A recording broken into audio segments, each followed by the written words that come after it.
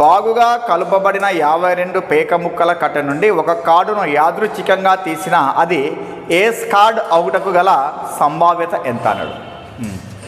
ఏస్ card అంట అంటే మనకు యాక్చువల్గా కార్డ్స్, ఈ ప్లేయింగ్ కార్డ్స్ వచ్చేసి 4 టైప్స్ అని చెప్పిన ఆల్రెడీ తెలుసు మనకు. ఎన్ని రకాలు మనకు 4 టైప్స్. ఏవేవంటే మనకు స్పేడ్స్, తర్వాత క్లబ్స్, ఆ తర్వాత హార్ట్స్, ఆ తర్వాత డైమండ్స్ అనమాట. ఓకే, ఒక్కో దాంట్లో 13 ఉంటాయని చెప్పని కూడా తెలుసు మనకు. కాబట్టి 13 4 ఎంత అవుతుంది మొత్తం అని కూడా 52 అని చెప్పని తెలుసు మొత్తం.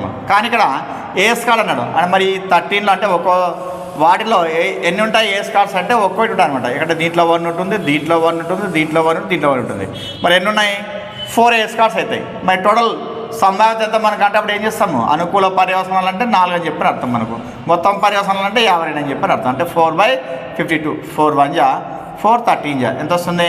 1/13 అనమాట. మరి ఏ ఆప్షన్ అంటే మనకు first option is the right answer అనమాట.